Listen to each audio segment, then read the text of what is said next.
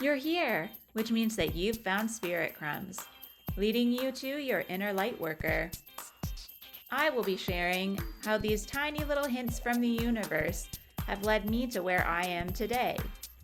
I hope that by hearing my story and the stories of others, you'll pick up your own spirit crumbs along the way that will lead you to somewhere magical. Thanks for coming along for the journey. Let's see where it takes us. Hello, and welcome to another episode of Spirit Crumbs. I am your host, Andrea McCallum. I'm an intuitive oracle card reader and a quantum Reiki healer. Today, we are continuing the series on the Celestine Prophecy. This week, we'll be talking about the fourth insight, which is called the struggle for power. So, if you remember last week, we talked about a matter of energy, the fact that everything is energy. And because everything is energy, we also need to have our own energy as humans. And so, as we talked about before, we can see people's auras or energy fields. We also are very aware that we have our own energy fields. And because of this, sometimes because we are not all aware of how our energy affects others, in order for us to feel like we have enough energy, there is a struggle for it. And so in the book, a psychologist that the main character runs into is talking about just in general, before he knows about the insight, he's just talking about in psychology how he's looking at how people resort to conflict and how they manipulate each other as a way to interact in arguments, and how that's just how we go back and forth in this power struggle on a human level. And then as we go into the chapter a little bit more, we kind of start thinking about the flow of energy and how we sometimes don't realize that we are transferring energy back and forth to one another, and that there's a difference between one person taking the energy from another and people willingly giving energy to one another. So, what is most common that we talk about in this chapter is the fact that when we argue, we are trying to win an argument essentially. And so, in order to do this on an energetic level, we need to take energy from the other person. We need them to surrender their energy to us. And this comes in the form of sometimes when we just feel the need to be right, and we feel the need to just have that win in order to gain more energy. And just as we all know, it's like with a bully, and we all know that occasionally we have this tendency off and on where, in order to not feel so weak and to feel like we have more power, we know that we somehow need to make ourselves the center or to bring the attention to us. And so this can come in many forms, but it's also, like I said, the opposite, where sometimes we're voluntarily giving our energy away to others where we don't realize it. It could be a situation where we just don't stand up for ourselves, or when we do allow the other person to take our energy, even if like we know that it doesn't make a difference and that, we could just walk away, we still voluntarily give that energy. So this could even be when we are falling into the same pattern as the other person, when they are instigating an argument and we choose to react by engaging in the argument. And maybe they do eventually win, and then we're really losing a lot of energy for something that may have really, in the grand scheme of things, been very petty. And just to use the word petty, part of, I don't know whether it's this chapter or when they're speaking about this chapter in another one, about this insight, but the struggle for power is like anything else, where it's on a large sliding scale and there's like a range to it. So this can go from like a petty little interaction with a person, all the way up to like on a human level, um, with war and very traumatic, like national crises. And so this also makes me think of when we looked back at a critical mass, where yes, if one person wakes up to the coincidences in their life and sees the connection to their thoughts and their actions, then that person's life and the people around them may start to wake up to it. But then when we get to that critical mass where enough people are waking up to these new ideas and realizing that there's a connection, and realizing then, moving into the matter of energy, we're all realizing that everything is energy and that we can see each other's energy fields. The that can be a positive thing or a negative thing, because then if the collective messaging that's going out there is that, we're under threat, and everyone feels like it's not safe, then that can trigger a feeling of weakness, and that's what then creates this need for war and to have this need to quote unquote like protect the country. And this can happen on a smaller scale too. Like this could be like, in terms of like long-standing family feuds, like, so there's always a scale and a way to look at this, especially every insight in this book, on an individual scale and then on like a collective or global scale. And so when we are really thinking about this, it's a form of psychic violence, when we're having our energy drained, especially when people know that they're doing it to us. It can really be very draining and unbalanced.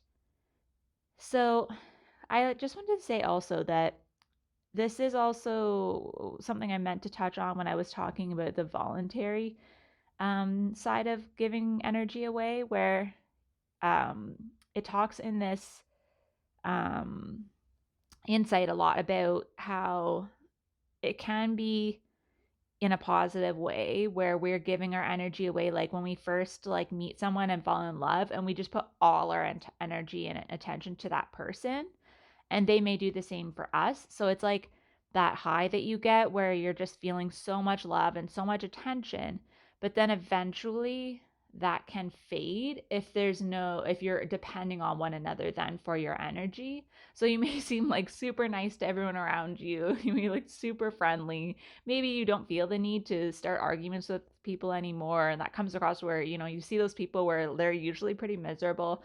And then all of a sudden you're like, wow, what's new with this person? And then they're like, oh, I met someone, and they're super happy all the time. And it's kind of almost disconcerting because you're like, this person usually tries to pick a fight with me over this stuff. And then over time, they start to go back into those patterns because then the other person's also getting exhausted from, always being their only source of energy. And then they do slip into old patterns. And that's when like the honeymoon phase wears off, right? So there are always like different sides to each insight of how it can be positive for us, but how it can also be negative for us. So these different parts of this fourth insight, the struggle for power, can be kind of continued throughout the whole book. So I'm not going to go too in depth in these concepts, just because they do pick up again in other areas, because as you can see probably already, we're on the fourth insight and they are all building off of one another.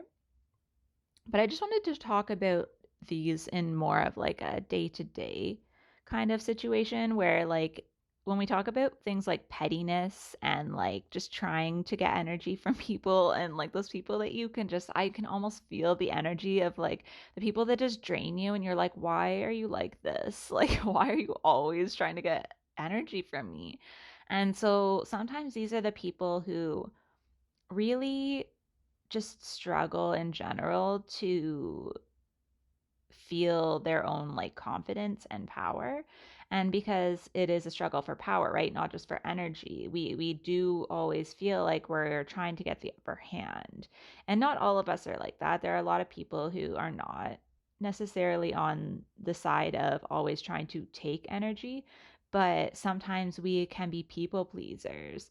And that means that we are giving away too much energy. And so I think that, especially like people listening, a lot of us are probably light workers where we kind of maybe go on both sides, because sometimes if you are a light worker and you're people pleasing for too long, it can just get so exhausting. It can get draining to the point where you just don't have any energy left to give. And because we're not used to like struggling and fighting for power, it can be difficult to know how to replenish that.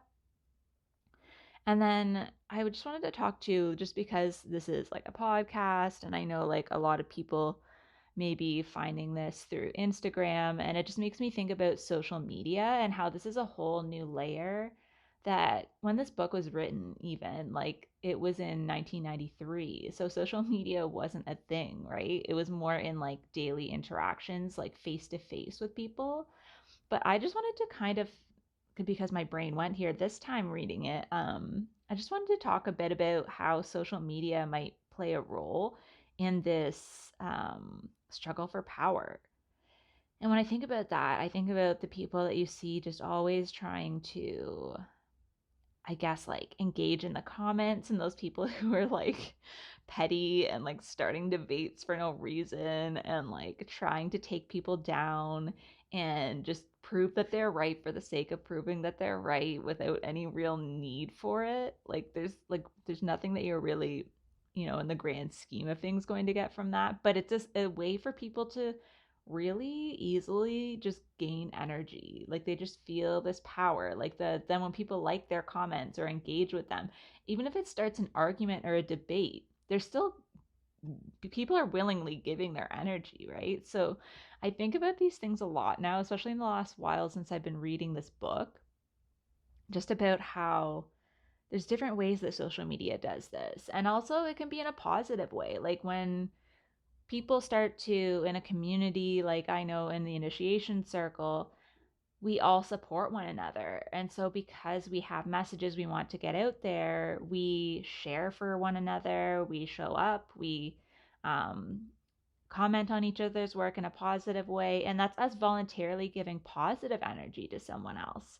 And then when we allow ourselves to receive that, it gives us energy to want to do the same for one another. And so it's like anything where there can be a very positive outcome once you're aware of how you're getting your energy, right? And so I think too, when we think about that, you can think about like what you do choose to comment on, what you choose to share, what other people you communicate with on social media, and like what you're reading and what you're seeing, because that also, you may read someone else's words who's across the world, and it may just provide you a confidence boost or just a validation of feeling good about what you're doing in the moment. And so this is a side of this energy exchange that I guess wasn't really even on the radar when this book was being written. And yet it still has a lot of the same applications where people are using social media either to build other people up or just to gain a quick following, just to get that boost of energy from having a bunch of people follow them, maybe buy their products. But that's where, like, on an individual basis, we need to have discernment of what kind of energies we want to engage with and where we really want to be getting our energy from. Like, do we want to get our energy from like arguing in the comments? Is it worth giving our energy away for something that, you know, 50 to 100 other people are going to comment the same thing because it's very obvious? Or is it something where no one's speaking up and we're like, no, this is a time when I should lend my energy because no one is addressing the elephant in the room here? So there's always, for me, that's why I sometimes will not be on social media for a while if I have my own things going on and I know that I'm just going to feel drained. But most of the time, I love being on social media. I love hearing people's feedback about the things that I'm thinking about. I love sharing my thoughts. Um, I really enjoy just sharing what other people that are in my circle and that I come across. I love sharing what other people are doing and really just feeling when other people are feeling joy. I love reading those kinds of posts and like watching those videos because that gives me energy too. That's someone else voluntarily giving their energy to me. And then that makes me in turn want to share and engage with that. So I just kind of thought I'd leave it on a note like that for us to think about. Obviously, in our day to day interactions, those are ones where we can physically feel it, I think, a little bit easier because you can read body language and you can read people's actual expressions. Um, but I think sometimes we don't really think about social media and like what we are giving our energy to and whose energy we're taking, and on that kind of a level, because it just does feel like, it's one of those things where you talk about like keyboard warriors or like, just having that false sense of like anonymity where it's still your energy that you're putting out there. And it's just something I've been thinking about lately because I did take, well, it's been a couple weeks now that I haven't really posted. I've had my own things going on. And I just had to think like, I only have limited energy right now. Where am I going to put that energy? And I decided to put it on myself, which I don't do very often. So I've been resting more and catching up on my creative projects. So I'd love to hear what you think about the struggle for power and where you see that, or where you see yourself giving away too much energy, or maybe something that you've had a thought about where you might start to put more energy, and just how we interact with each other. So thank you so much for listening to this episode. Next episode will be on the fifth insight, which is called The Message of the Mystics. So stay tuned for that. Thank you so much for joining me on another episode of Spirit Crumbs. You can find me on Instagram for this podcast at Spirit Crumbs, or you can also find me at Concrete and Crystals for my own spiritual offerings and more tidbits about my own journey. Thank you for listening, and we'll see you in the next episode.